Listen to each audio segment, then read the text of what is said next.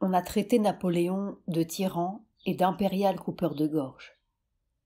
Mais j'ai vu Dieu en armes, chevauchant l'Europe. 4. L'œuvre de Napoléon. Toutes sortes de critiques ont fait du nom de Napoléon le champ de bataille de leurs préjugés. Et les hommes, suivant leurs prédilections, leurs particularités et leurs opinions politiques, ont tour à tour aimé ou haï, porté au nu ou décrié le Corse. Blâmer Napoléon revient à critiquer le Mont Blanc ou à couvrir de boue le Kanchenjunga, un des plus hauts sommets de l'Himalaya. Il s'agit d'un phénomène qu'il faut connaître et comprendre, et non blâmer ou louer. Nous devons admirer, mais en intellectuel, et non en moraliste. Ces panégéristes et ces critiques n'ont pas suffisamment perçu que Bonaparte n'était absolument pas un homme. C'était une force. Seule la nature de cette force doit entrer en ligne de compte. Il existe des hommes qui sont à l'évidence surhumains, de grands esprits qui ne font que se servir du corps humain. L'Europe les appelle des surhommes. Nous les nommons des viboutis. Ce sont des manifestations de la nature, du pouvoir divin qu'un esprit délégué à cette fin préside, et cet esprit est une émanation du Tout-Puissant, qui accepte la force et la faiblesse humaine, mais qui n'y est pas pour autant assujetti. Ils sont au-dessus de la moralité et habituellement sans conscience, agissant selon leur nature propre. Car ce ne sont pas des hommes qui se développent en s'élevant de l'animal vers le divin et qui luttent contre leur nature inférieure, mais des êtres déjà accomplis et satisfaits d'eux-mêmes. Même les plus saints d'entre eux n'ont que mépris pour les lois et les coutumes ordinaires et les enfreignent aisément sans remords, comme le fit le Christ en plus d'une occasion, buvant le vin, transgressant le sabbat, fréquentant les publicains et les prostituées. Comme le fit Bouddha lorsqu'il abandonna les devoirs qu'il s'était donnés en tant qu'époux, citoyen et père. Comme le fit Shankara, le fondateur du Vedanta non dualiste, lorsqu'il viola la loi sacrée, foula aux pieds la coutume de l'akara, règle de vie, coutume rigide, afin de contenter sa mère défunte. Notre littérature les décrit comme des dieux, des siddhas, des titans ou des géants. Valmiki, poète à qui est attribué le Ramayana, l'une des deux grandes épopées sacrées de l'Inde, dépeint Ravana, chef des Rakshasas, comme un géant à 10 têtes. Mais il est facile de voir que c'est là seulement la vision qu'il avait de lui dans le monde de l'imaginaire, le plan astral, et que, dans la terminologie humaine, il s'agissait d'un vibhuti ou d'un surhomme, un être du même ordre que Napoléon.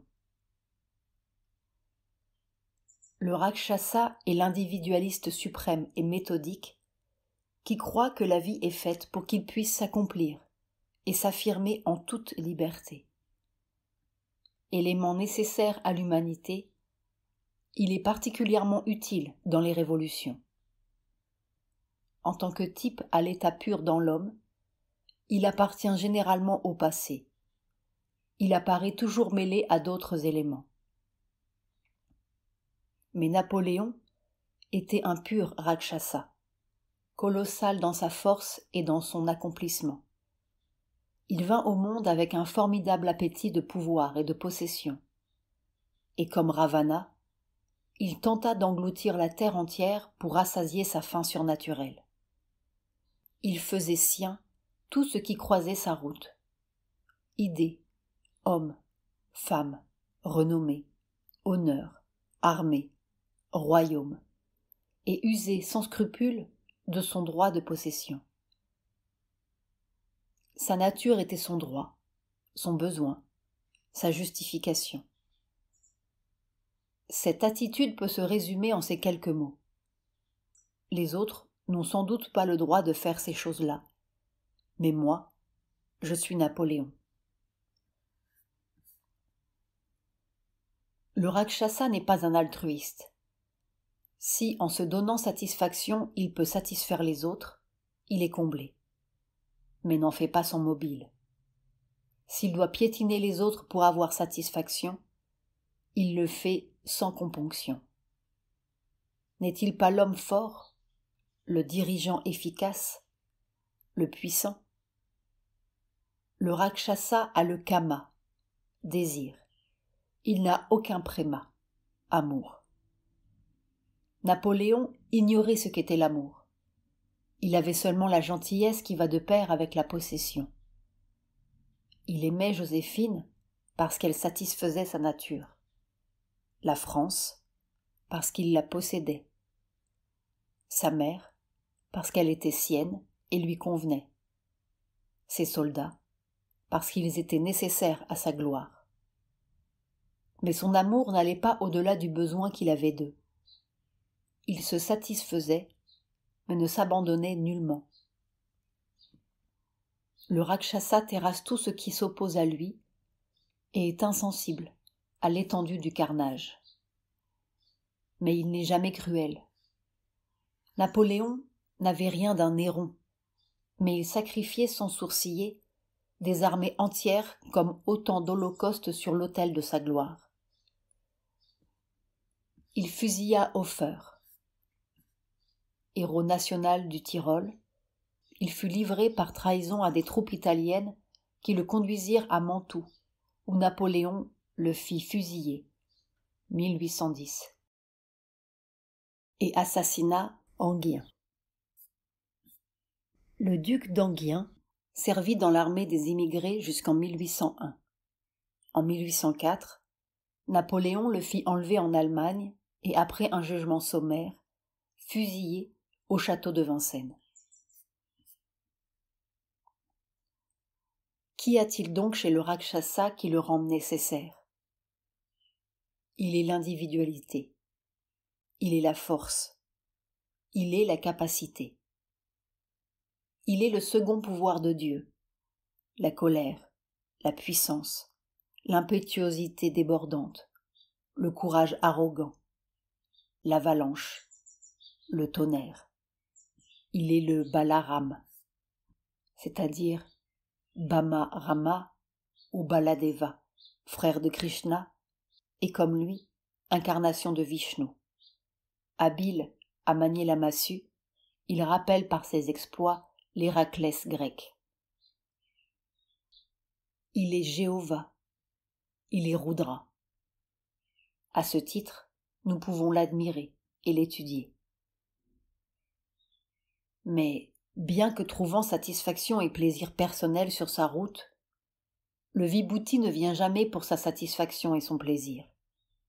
Il vient pour un travail, pour aider l'homme sur son chemin, le monde dans son évolution. Napoléon fut l'un des vibhutis les plus puissants, les plus marquants. Certains d'entre eux retiennent, refoulent la force qui est dans leur personnalité afin de l'investir tout entière dans leur œuvre. Shakespeare, Washington, Victor Emmanuel furent de ceux-là. Il en est d'autres comme Alexandre, César, Napoléon, Goethe, qui sont manifestement aussi des surhumains dans leur personnalité que dans l'œuvre qu'ils accomplissent. En matière d'aptitude pratique, Napoléon fut le plus grand de tous les modernes.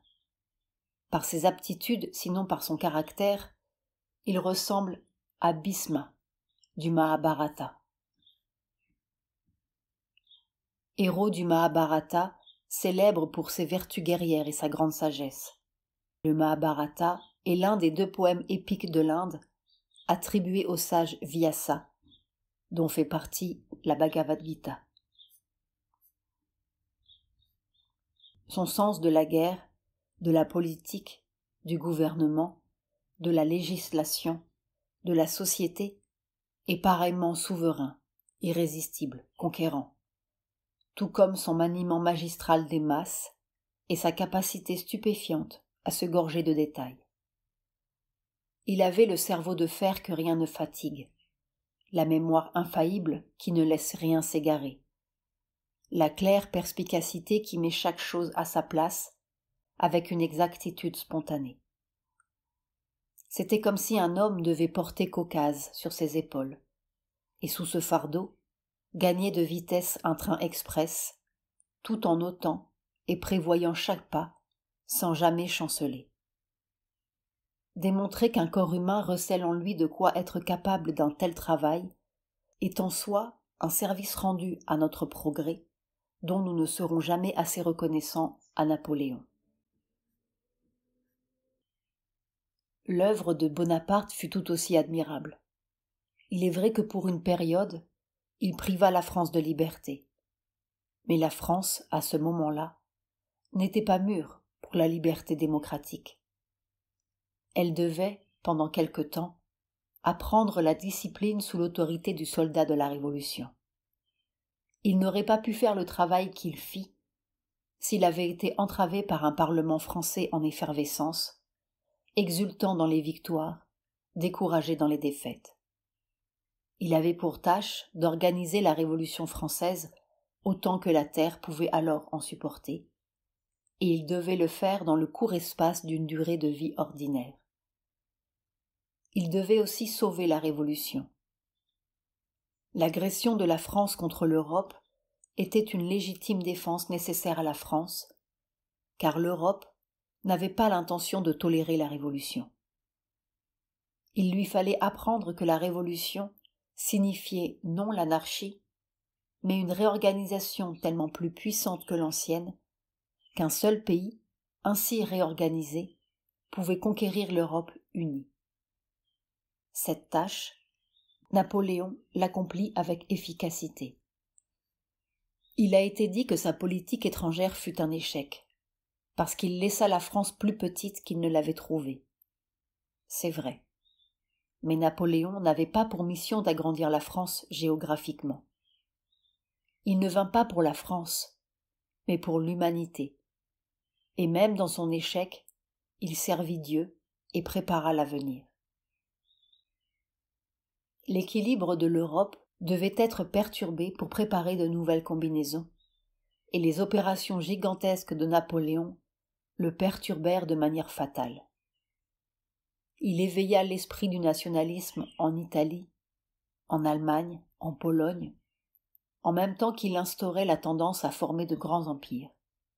Et c'est la réalisation harmonisée du nationalisme et de l'empire qui constituait le futur immédiat. Il contraignit l'Europe à accepter la nécessité de la réorganisation politique et sociale. Le seul problème est que Napoléon n'était pas assez audacieux. S'il avait mené plus avant l'idée d'unification de toute l'Europe, et c'est ce qu'il avait en tête de faire, la lutte actuelle en Espagne n'aurait pas été alors nécessaire. Il s'agit de la guerre civile espagnole. L'Italie se serait unie beaucoup plus tôt, et l'Allemagne aurait été plus civilisée. Si, au lieu de se proclamer empereur, il était demeuré premier consul, il aurait rencontré plus de réussite. Mais il n'était pas comme Hitler. Il ne pouvait pas mener à bien de façon brutale ce qu'il entreprenait. Même après sa chute, les Allemands du Rhin n'ont abandonné qu'à contre-cœur le code Napoléon et les institutions qu'il avait instaurées. Il est vrai que du temps de Napoléon, l'Assemblée n'était qu'une façade. Mais la République dans son ensemble, bien que retardée pour quelque temps, était de fait déjà établie. La politique n'est qu'une silhouette au sommet. Les changements qui ont une réelle importance sont ceux qui touchent la société. Les lois sociales que Napoléon a introduites ont perduré jusqu'à ce jour. C'est lui qui, pour la première fois, a rendu tous les hommes égaux devant la loi. Le Code Napoléon a comblé le fossé séparant les riches et les pauvres. Ce type d'égalité paraît très naturel à présent, mais lorsque Napoléon l'a introduit, c'était quelque chose de révolutionnaire. Les lois qu'il a faites sont toujours en vigueur. Ce qu'il a amené, ce n'est peut-être pas la démocratie dans le sens d'un gouvernement par les masses, mais la démocratie dans le sens d'un gouvernement par les classes moyennes, la bourgeoisie. L'Angleterre, l'Allemagne et la Russie se partagèrent le pugnat, mérite, d'avoir renversé Napoléon. Il fallait qu'il soit renversé, car bien qu'il préparât l'avenir et détruisit le passé, il fit mauvais usage du présent. Sauver le présent de ses mains violentes fut la tâche de ses ennemis, et ce mérite procura à ces 3 pays un grand développement immédiat et la possession du XIXe siècle.